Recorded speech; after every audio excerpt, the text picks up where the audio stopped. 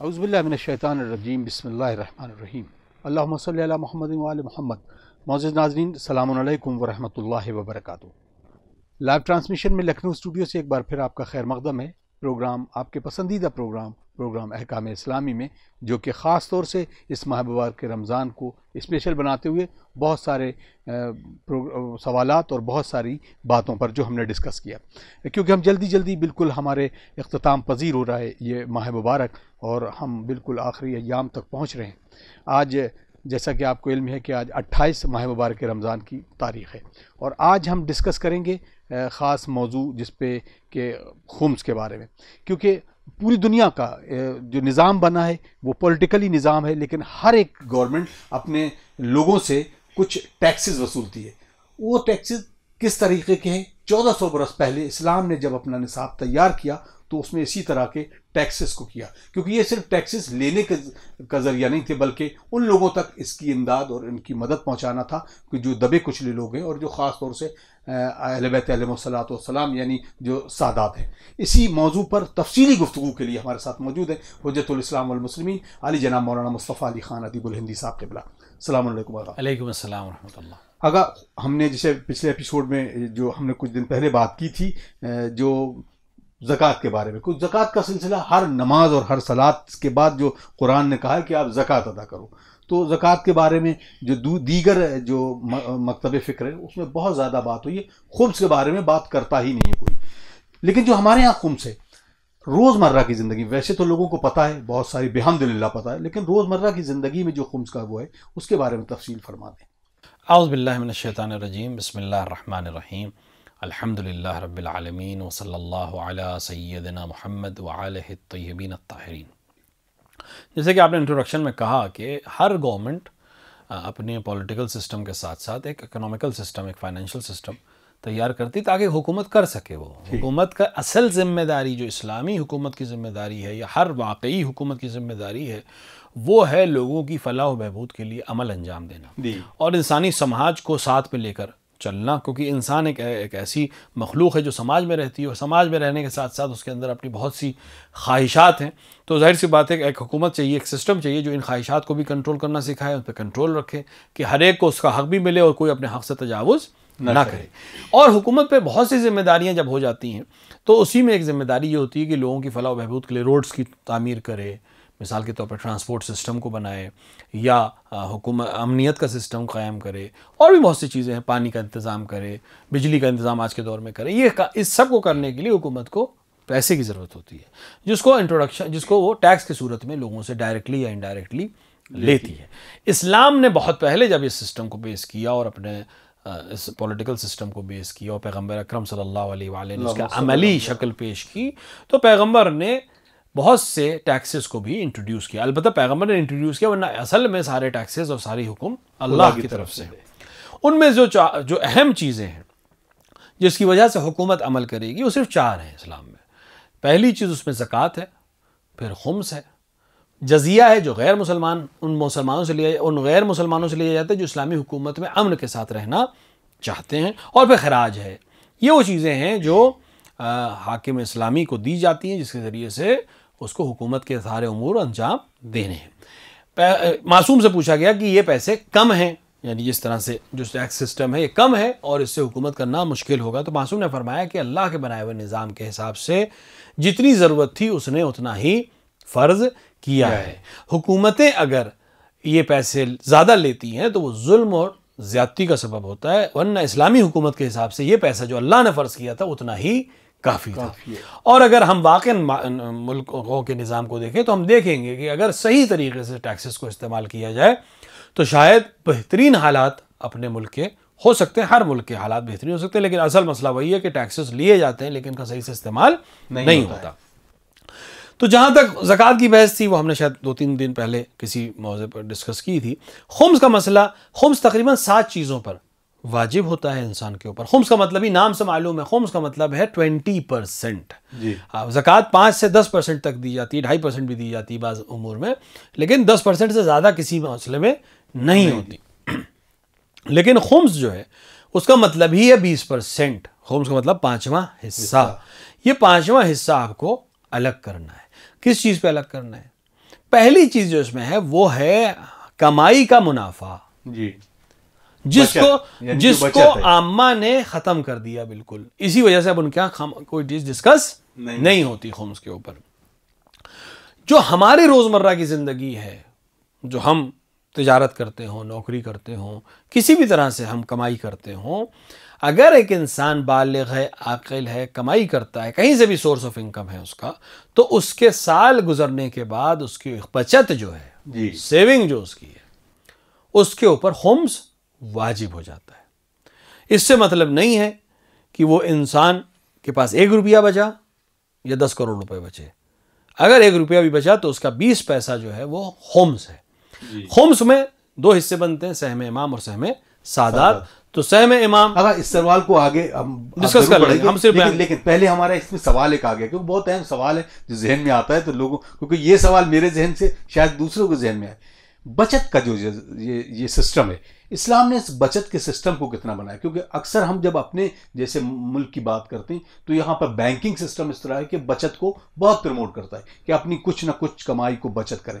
तो पहले क्योंकि ये बचत का है, तो बचत को कितना प्रमोट किया गया है इस्लाम? बचत का मतलब इस्लामी सिस्टम में यह है कि जो पैसा आपके साल भर के अखराजात के बाद बच जाए। जी, एक इंसान है, घर में रहता है, उसकी बीवी है, बच्चे हैं, बच्चों पे खर्च है, बीवी पे खर्च है, अपने लिए खर्च है, खाने का खर्च है, आने जाने का खर्च है, जो साल के आम तौर से आना जाना होता है, रोज़ के खाने पीने का खर्च है, बच्चों की स्कूल का खर्च है, ये सब निकलने के बाद जी, अब अगर उसके पास कुछ बचता है तब उसके ऊपर उसे खुम्स देना है। अगर इसी पे सब खर्च हो गया, उस पर कुछ भी नहीं बचा, तो उसके ऊपर खुम्स वाजिब नहीं है। अब चूंकि हर इंसान का स्टैंडर्ड ऑफ लिविंग अलग होता है, हर इंसान के अखराजात भी अलग होते हैं। किसी के बच्चे का स्कूल, किसी इंसान का बच्चा जो है किसी ऐसे स्कूल में जा रहा है जहाँ फीस कम है, किसी ऐसे का बच्चा कहीं जा रहा है जहाँ फीस ज़्यादा है। इससे मतलब नहीं कि कितनी फीस देता है, टोटल साल भर का जो आपकी ज़िंदगी का तरीका है उसको ख़त्म करने के बाद, निकालने के बाद, देने के बाद कुछ बच रहा है आपके पास या नहीं, कैलकुलेट कैसे करेंगे? एक तारीख तय करिए जी, कोई भी तारीख तय कर सकते हैं आप। पहली माह मुबारक रमज़ान तय कर लीजिए, 15 माह मुबारक रमज़ान तय कर लीजिए, शब कद्र तय कर लीजिए। मिसाल के तौर पर ईद गदीर 18 ज़िलहिज को तय कर लीजिए, 15 शाबान विलादत इमाम ज़माना को, कोई भी चांद की तारीख के लिहाज से आप एक डेट तय कर लीजिए जी, कि मैं इस डेट में अपना खुम्स हिसाब करके खुम्स अदा किया करूँगा। वो इंसान जो पहली बार खुम्स दे रहा है उसको 2 काम करने हैं। पहली बार जो खुम्स दे रहा है उसे 2 काम करने हैं। पहला काम उसे ये करना है कि उसके पास जितनी प्रॉपर्टी है, जितना प्रॉपर्टी से मुराद है लिक्विड बनी है, यानी जितना पैसा उसके पास, चाहे नकद की शक्ल में हो चाहे बैंक में हो, जिसको फौरन निकाल सकता है, जितना पैसा उसको हिसाब करेगा वो। पहली बार जो खुम्स निकाले, आज की तारीख मिसाल के तौर पर आज 28 माह मुबारक के रमजान को मैंने तय किया कि मैं खुम्स निकालूंगा अपना, पहली बार मैं खुम्स निकालने जा रहा हूं। पहली बार जब खुम्स निकालने जा रहा हूं तो मुझे 2 काम करने हैं। पहला काम यह करना है कि मुझे अपना बैंक बैलेंस, अपने घर में पैसे, कहीं पे भी पैसे जो मेरे हाथ में, एक दफ़ा मैंने किसी को कर्जा दिया है, किसी के पास है, उसे वापस नहीं किया, उससे मतलब नहीं है, जो मेरे कंट्रोल में पैसा है, चाहे वो बैंक में हो चाहे घर में हो, कितना पैसा है ये मैं सब कैलकुलेट करूँ। मिसाल के तौर पर 1 लाख रुपये बचे, ये सारे पैसे जो मेरे पास इस वक्त हैं ये 1 लाख रुपये हैं जी। मैं इस 1 लाख का खुम्स निकालूंगा, इस 1 लाख का खुम्स हो रहा 20,000 रुपये जी। तो 20,000 रुपये मैंने खुम्स के अलग किया, 80,000 रुपये मेरे पास बचे। ये है मुखम्मस, यानी खुम्स निकला हुआ पैसा। ये 80,000 बहुत इंपॉर्टेंट है। इस 80,000 को मैं नोट करूंगा। 28 रमजान सन 1442 मैंने खुम्स निकाला, मुखम्मस 80,000 रुपये। अगले साल अगर अल्लाह ने हयात दी और उम्र दी, अगले साल 28 रमजान सन 1442 में मैं देखूंगा कि 80,000 के ऊपर कितना है जी, क्योंकि 80,000 इसीलिए नोट किया गया था। अब मिसाल के तौर पर मेरे पास 1,80,000 रुपए हैं, तो ये 80,000 उससे से डिडक्ट हो जाएंगे क्योंकि इस पर मैं खुम्स दे चुका हूं। उसी 1 लाख पर दोबारा मैं खुम्स अदा करूंगा जो एक्स्ट्रा थे 80। अब ये हर साल आप इसी तरह जो भी आप हर साल करेंगे, जो भी आपका उस साल का मुखम्मस होगा उसको आप लिख लेंगे, अगले साल उसी मुखम्मस के ऊपर जो पैसा आएगा उसी पर आप खुम्स अदा करेंगे। अब अगर किसी के पास 1 ही रुपया आया, कोई हर्ज नहीं, 80 पैसे का हिसाब करेगा। किसी पर 10 करोड़ रुपए आए, उसी हिसाब से अदा करेगा। 20% ऑफ बचत। तो पहला काम तो ये करेगा कि जो पैसे लिक्विड में हैं उसके पास, उसको फौरन हिसाब करे, उसका खुम्स अलग करे। पहली बार चूंकि खुम्स दे रहा है इसलिए उसे दूसरा काम भी करना है। जितना उसके पास मिल्कियत में है जो भी है, क्योंकि अभी तक उसने खुम्स नहीं दिया था जी, तो जो कुछ है सब पर खुम्स वाजिब है, सबको इवैल्यूएट करेगा। घर है मिसाल के तौर पर, गाड़ी है, जेवरात हैं, कोई भी उसके पास कमाई, जो भी पैसे उसके पास है, जो भी वैल्यूएबल थी चीज उसके पास है, इन सबको इवैल्यूएट करेगा जी। मिसाल के तौर पर सारा हिसाब किताब किया और उसके पास एक अच्छी खासी रकम वैल्यू है, अभी तो सब चीज़ों में फैली हुई है, कोई घर है, कोई गाड़ी है, कोई चीज़ें हैं। इसके ऊपर वो क्या करेगा कि मर्ज तकलीद या उसके वकील के पास जाकर मुसालहत करेगा जी। पहली बार उसे ये काम करना है, अगली बार ये नहीं होगा, क्योंकि अगली बार से चूंकि अब वो खुम्स दे रहा है तो हर चीज़ वो सालाना खर्च में अपने आप इंक्लूड होती चली जाए, क्योंकि अभी तक उसने दिया नहीं था, इसलिए उसे पहली बार ये काम करना जरूरी है कि चूंकि अब तक खुम्स नहीं दिया था लिहाजा हर चीज़ पे खुम्स है उसकी जी। लिहाजा वो इवैल्यूएट करेगा, जिस चीज का मालिक है उसकी वैल्यू निकालेगा, अब मर्ज तकलीद के या उसके वकील के पास जाके इवैल्यूएट कराएगा और मुसालहत करेगा। मुसालहत का मतलब ये कि अब उसको इख्तियार है मर्जा को या उसके वकील को कि वो उसका पूरा खुम्स ले, कुछ चीज़ों पे खुम्स ले, कुछ चीज़ों को छोड़ दे। जैसे घर को आमतौर से, घर है, रोज़ इस्तेमाल होने वाली गाड़ी है, मोटरसाइकिल है, पहनने जाने वाले जेवर हैं, इन सब को छोड़ने के बाद जो थोड़ी सी वैल्यू बचती है उसके ऊपर वो एक बार खुम्स ले लेते हैं और अब आपका हर चीज़ खुम्स शुदा है, मुखम्मस शुदा है, ये आपको अंजाम देना है। अब अगले साल से अब आपको वैल्यूज़ इन चीज़ों के ऊपर कोई चीज़ नहीं देनी है, बस उसी मुखम्मस को, जो लिक्विड मनी था उसके मुखम्मस के ऊपर जो भी चीज़ बढ़ती जाएगी उसके ऊपर आपको खुम्स देना पड़ेगा।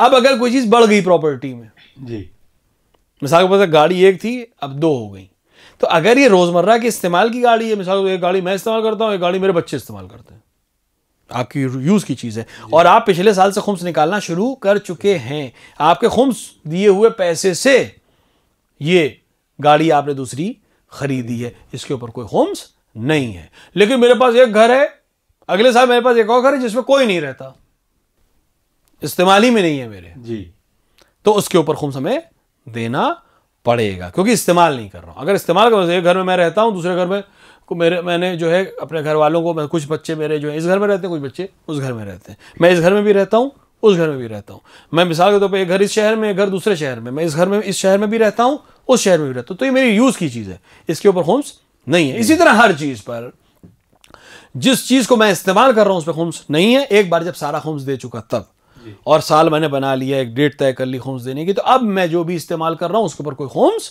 नहीं है। लेकिन अगर कोई चीज़ ऐसी है जो इस्तेमाल नहीं कर रहा हूं और उस पर पूरा साल गुजर जाए तो उसके ऊपर खुम्स वाजिब हो जाता है। तो अब हर इंसान अपना हिसाब किताब खुद करे, खुसूसन वो लोग जो ज़कात देने के लिए बहुत परेशान रहते हैं और हमारे पास फोन करते हैं कि मौलाना वो हम लोग से ज़कात का मामला नहीं है, उनकी खिदमत में अर्ज़ करूँगा कि ज़कात अगर आप पर वाजिब होती तो ज़रूर देते, लेकिन खुम्स आप पर बहरहाल वाजिब हो रहा होगा, एक बार ज़रूर एवेल्युएट कर लीजिए और अपने इमाम का हक़ निकाल कर अलग कर दीजिए, सहम सादात को निकाल कर अलग कर दीजिए, ताकि आपकी नमाज, रोज़ा और बाकी तमाम इबादात भी सही हो सकें। मिसाल के तौर पर खुम्स नहीं दिया और मैं नमाज़ पढ़ रहा हूँ, तो ये लिबास का एक हिस्सा गस्बी है, और अहकाम नमाज में क्या है कि गस्बी लिबास में नमाज नहीं हो सकती। लिहाजा इंसान को चाहिए कम से कम अपने खुम्स के मामलात को क्लियर रखे, ताकि उसकी नमाज क्लियर हो जाए, उसके रोज़े क्लियर हो जाए, उसकी तमाम चीज़ें क्लियर हो जाएं। लिहाजा खुम्स का बहुत इजी मसला है, ऐसा नहीं जितना उसको बढ़ाया जाता है और समझने में कोशिश की जाती है और सोचा जाता है कि बहुत मुश्किल नहीं है। एक बार आपको इवैल्यूएट करना है, एक दिन डिसाइड करना है और उस दिन के हिसाब से फिर हर साल आपको खुम्स देना है। अगर किसी को परेशानी हो तो अपने महल्ले के इमाम के पास, अपने शहर के आलिम दीन के पास, मर्ज तकलीद के पास या उसके नुमाइंदे के पास जा सकता है, या आज के बहुत आसान है, ईमेल कर सकता है, व्हाट्सएप कर सकता है, नंबर्स पे भेज सकता है और उसका जवाब उसको दिया जा सकता है एवेल्युएट करके कि इतना खुम्स है, इस तरह आप दे सकते हैं। मुजफ्फर काज़मी साहब पाकिस्तान, कराची पाकिस्तान से सलाम अलैकुम। अस्सलाम। सवाल उनका ये है कि मैं जिस घर में रहता हूँ ये मेरे वालिद की मिल्कियत है और मेरे इल्म में नहीं है कि उन्होंने इस पर खुम्स निकाला था, क्या अब इस मकान पर मेरे ऊपर खुम्स वाजिब होता है? अगर उनके वालिद मिसाल के तौर पर खुम्स देने वाले थे, यानी वो आमतौर से खुम्स देते थे, उनको इल्म है कि वो खुम्स दिया करते थे, मुतदय्यन इंसान थे, खुम्स देते थे इंशाल्लाह, तो इनके ऊपर कुछ नहीं, क्योंकि विरासत के ऊपर खुम्स नहीं होता। दूसरी चीज़ ये कि चूँकि ये मकान इस्तेमाल का इनका है और अगर ये दूसरी चीज़ों में खुम्स देते हैं, अपनी कमाई पर खुम्स देते हैं, तो इनको मकान के ऊपर खुम्स देने की कोई ज़रूरत नहीं है। लेकिन अगर ये खुम्स नहीं देते, जैसा भी मैंने थोड़ी देर पहले बयान किया, अगर खुम्स देते नहीं है तो अपना साल मुकर्रर करें, और साथ ही साथ अपने पास जो दूसरी चीज़ें हैं जिसमें ये घर भी शामिल होगा उसको भी हिसाब किताब करके मुसालिहत करें मर्जा से या उनके वकील से। जज़ाकल्लाह।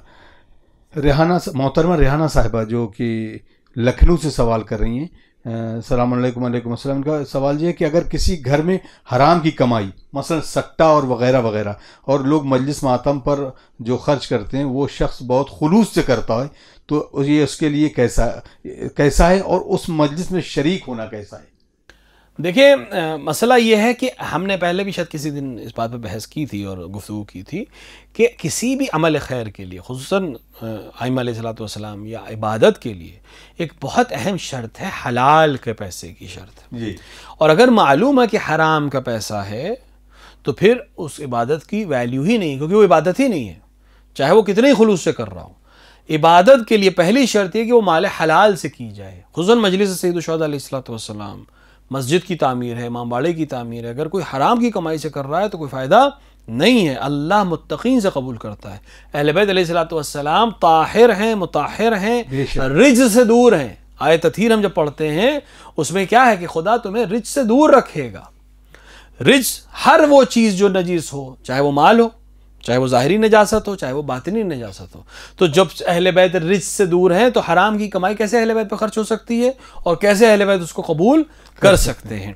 लिहाजा अगर यकीन हो कि ये पैसा जो इसमें खर्च हो रहा है ये माल हराम का है, तो फिर उसके अंदर शरीक होना और उसको इस्तेमाल करना या उससे कोई चीज़ लेना ये सही नहीं है। हाँ, लेकिन अगर गुमान हो, मिसाल के तौर पर मुझे लगता है, तो लगता पे नहीं, 100% यकीन होना चाहिए कि ये पैसा हराम का है, तब उससे इज्तिनाब करें। लेकिन अगर 100% यकीन नहीं है, सिर्फ जन है, तो उसका फ़ायदा नहीं है, उसको आप अपने जहन से निकाल दें और इस काम में शरीक हो सकते हैं, जा सकते हैं। लेकिन अगर इल्म है, 100% इल्म है, तो फिर उस काम में शरीक होना या उस पैसे से किसी तरह का फ़ायदा हासिल करना या उससे मिलना या उससे उस पैसे के खर्च की गई किसी चीज़ को इस्तेमाल करना या हत्ता मजलिस में शिरकत करना सही नहीं है।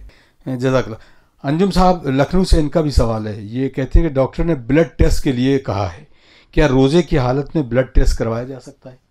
हाँ, रोज़े की हालत में ब्लड टेस्ट कराया जा सकता है, कोई हर्ज नहीं है। इंजेक्शन के ज़रिए से ब्लड निकाला जाएगा, उसमें कोई हर्ज नहीं है। और इसी तरह अगर इंजेक्शन लगवा लें किसी दवा का या किसी वजह से, तब भी कोई हर्ज नहीं है। वो जो मसला है कि रोज़े की हालत में खून निकलवाना मकरूह है, वैसे भी पहले भी बयान किया था हमने कि मकरूह है। मकरूह से रोज़ा बातिल नहीं होता, सिर्फ सवाब कम होता है। लेकिन वो भी इस तरह कि जब खून ज़्यादा निकाला, जैसे किसी को ब्लड डोनेट कर रहे हो आप, या मिसाल के बाद दांत उखड़वा रहे हैं जिसमें बहुत ज़्यादा खून निकल आता है, या ऑपरेशन कोई कराएं जिसकी वजह से खून निकल आए, कोई इस तरह का ऑपरेशन जो माइनर हो लेकिन खून निकल आएगा, तो ये मकरूह है। खाली रोज़े की हालत में ऐसा कोई अमल करना जिससे खून तेज़ी से बाहर निकले, ये मकरूह है।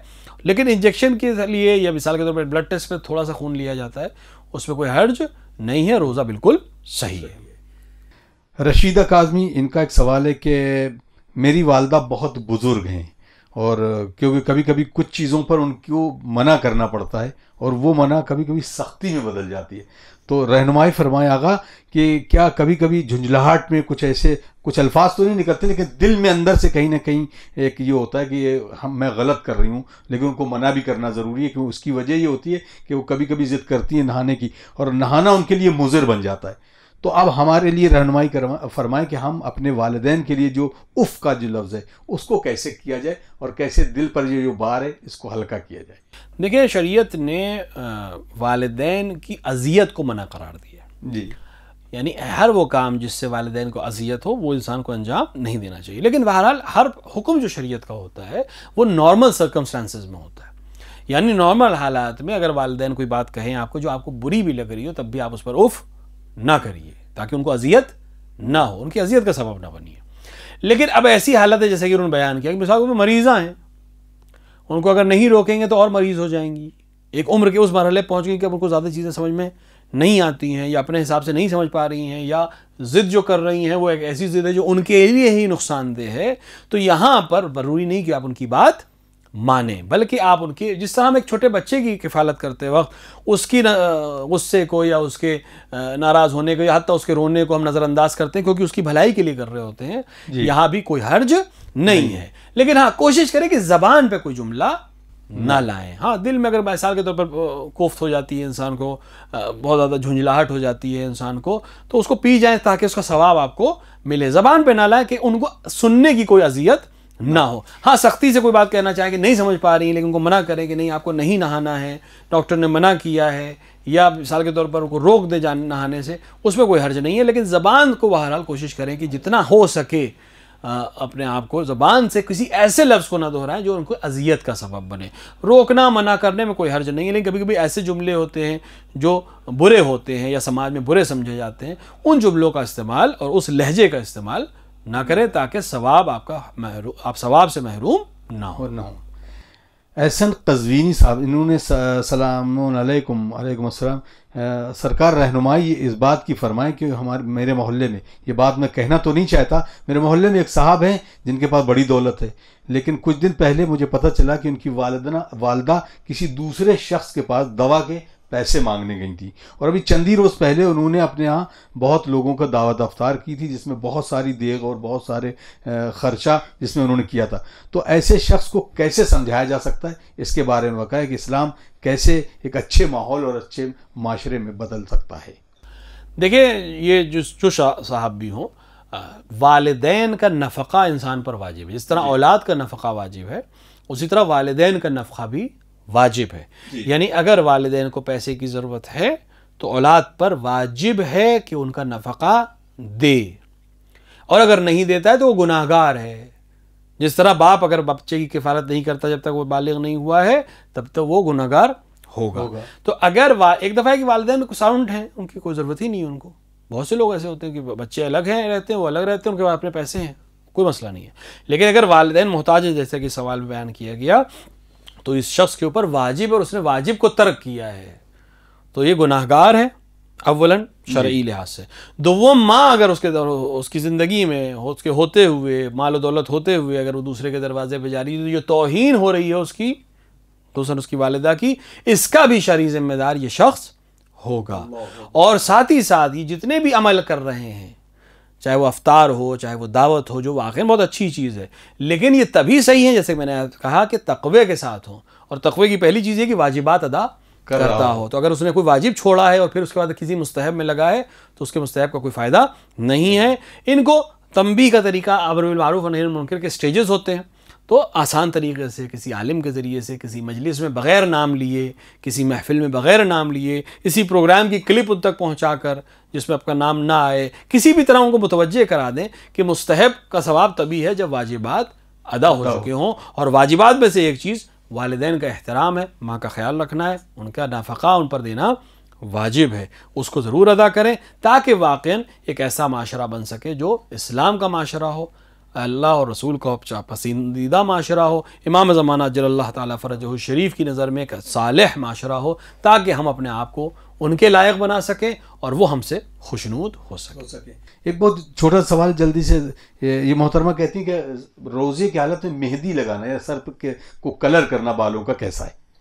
रोज़े की हालत में सर पे मेहंदी लगाना या बालों को डाई करना, इसमें कोई हर्ज नहीं है। ख़वातीन के अलावा मर्द भी अगर मिसाल के तौर पर दाढ़ी या बाल या मूँछों को कलर करना चाहें रोज़े की हालत में, तो कोई हर्ज नहीं है, कर सकते हैं, उनका रोज़ा भी सही है। इसमें अमोनिया की जो स्मेल होती है वो बहुत तेज़ी से नाक में जाती है, तो क्या उसके लिए भी हुक्म है कि कर सकते हैं? देखिए, स्मेल जो है सिर्फ खुशबूदार घास को सूंघना मकरूह करार दिया गया है। बाकी कोई स्मेल अगर आपकी नाक में पहुंच रही है तो उससे कोई रोज़ा बातिल नहीं। सिर्फ गाढ़े गुबार का हलक तक पहुंचना, तो जाहिर सी बात है उसमें कोई गाढ़ा गुबार नहीं होता है। तो गाढ़ा गुबार अगर नहीं है, जो कि आमतौर से मेहंदी में या डाई की हुई चीज़ों में नहीं होता, तो कोई हर्ज नहीं है, लगा सकता है। बहुत बहुत शुक्रिया, बिल्कुल वक्त इजाज़त नहीं दे रहा है। नाज़रीन, आप देख रहे हैं प्रोग्राम हैकाम इस्लामी और हमसे मैं गुफ्तगू तहज्जुदुल इस्लाम वल मुस्लिमीन अली जनाब मौलाना मुस्तफ़ा अली ख़ान आदिब हिंदी। आइए दुआ करते हैं वक्त के इमाम के हुज़ूर, अल्लाहुम्मा अज्जिल लिवलियकल फ़रज।